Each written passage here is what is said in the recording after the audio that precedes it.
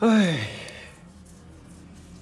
nay lại về thêm 200 hộp gioăng sim Cricket dùng cho van Condo, van xả thẳng nhá.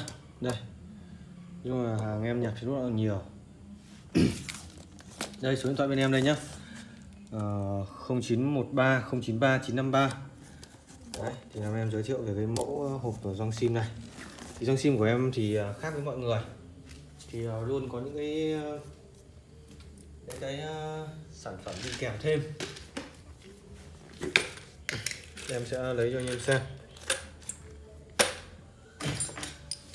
Đây nhá, số điện thoại đây. Anh em cần thì gọi điện trực tiếp cho em cho em tên, địa chỉ, số nhà, tên đường hay là thôn, xã, quận, huyện, phường, tỉnh nhá. Để em lấy một hộp ra nhé. Hộp này thì đây, hộp Cricket. Đây em sẽ lấy ra cho một hộp cho anh em xem.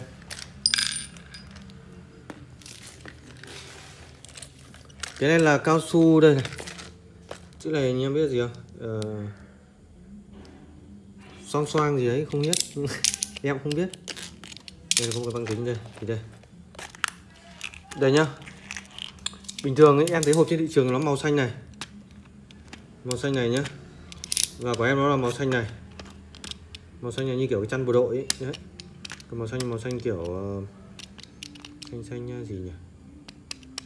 Cái xanh này em chẳng rõ, nhưng mà đây là có 8 kích cỡ này, thì là kích cỡ thì là giống nhau nhá. Tất cả các cái hộp trên thị trường bán thì là đều giống nhau, nhưng mà ở bên em thì có thêm đây nhá. Đây có thêm 2 miếng nhựa này, thêm cái gioăng này. Cái gioăng này ở trong cái van nạp nhiều cái van nạp nó dùng cái van nạp lò xo ấy, thì là nó có cái gioăng ở trong này, thì là em cũng cho luôn cái để dự phòng. Còn nhiều loại gioăng thì là dùng con vít, thì đây nói chung là dùng được. Còn đây là 2 miếng nhựa bom để cho ti xả nhá. Còn đây là 2 miếng nhựa ở đồng hồ. Đấy, rất là đầy đủ. Đây thì là cái miếng nhựa này thì rất là nhiều anh em cần này, mà chơi lâu ngày chắc chắn anh em đều phải hỏng nhá, không thể nào mà chống cự được. Thì nó ở cái trục này. Cái trục này thì đây này, cái chỗ này thì nó sẽ tiếp xúc với con ốc chỉnh áp. Đây để em lấy cho anh em xem.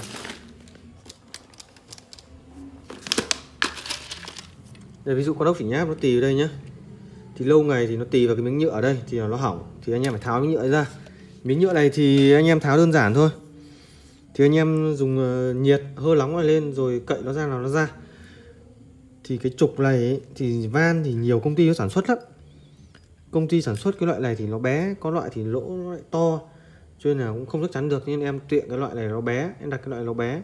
Thì nếu mà anh em nào mà về nó đọt để nó lọt vào đây ấy, thì nếu mà nó lọt ấy, mà nó không chặt ấy, thì anh em dính keo vào cũng được, không quan trọng cái vấn đề đấy. Quan trọng là cái miếng nhựa này và cái miếng đồng này nó dính vào nhau là được.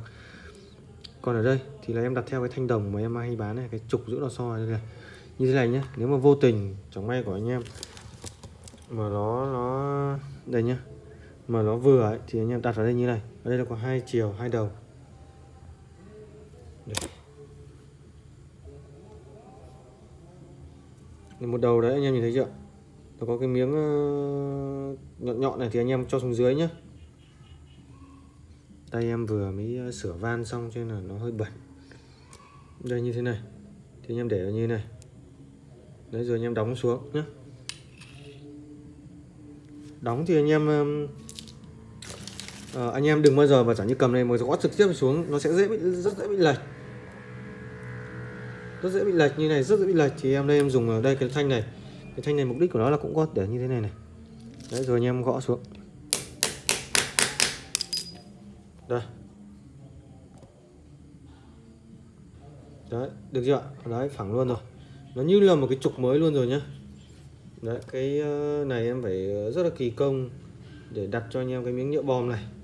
Đấy, chỉ có thế thôi, nhưng mà nhiều ông phải vứt cả cái van đi. Nhiều người không biết ấy. Đó, anh em mua. Đấy, thì là cũng có thêm rất là nhiều loại đây. Cao su này em nói luôn là cao su Flo chống xăng dầu nhá. Anh em thích test Flo, test xăng dầu như nào, test thoải mái, em không sợ vấn đề đấy. Đấy là cao su này là cao su đắt tiền. Cho nên nhiều anh em bảo là cái này thì em bán rẻ thôi. có hơn 200 ngàn thôi là bao ship rồi. Đấy, ở đâu rẻ thì em bán rẻ hơn. Ngoài ra thì em có thêm, chẳng như anh em cái này thì là hộp gioăng đen thì em cũng có túi gioăng đen. Túi gioăng đen thì đây thì nó sẽ có màu đen thì nó sẽ không tốt bằng màu xanh. Đây cũng rất là nhiều. Đấy, màu đen này cũng rất là nhiều nhá. Hôm nay chủ yếu giới thiệu về cái van sửa chữa van cricket. Đấy, cả cái hộp như thế. Đấy, anh em nhận hàng kiểm tra đây này. Đấy, cái màu sắc này em đảm bảo cho anh em về ngâm vào xăng dầu mà nó bị doãng ra ấy, bị mở, bị mủn ra ấy. Không có chuyện đấy nhá. Cao su là cao su chống xăng dầu. Các dung môi tương tự như vậy. Đấy, và có thêm 4 thứ nữa này, mà giá thì nó vẫn như là cái hộp kia thôi. Đấy. Cái này thì anh em cho em tên địa chỉ là em ship cho anh em, là khoảng vài ngày là anh em nhận hàng thôi. Ngoài ra thì đấy, có túi gioăng đen. Ngoài ra mà nhiều anh em có thể mua cái trục này em cũng bán này. Trục thì em sẽ cho thêm gioăng ở đây nhá. Hay con ốc chỉ nháp. Con ốc chỉ nháp này thì nhiều anh em cũng làm hỏng, con ốc chỉ nháp em cũng có. Rồi ti xả em cũng đầy đủ hết nhá. Đây, ti xả đây. Nhưng mà phải đầy đủ hết cho nha.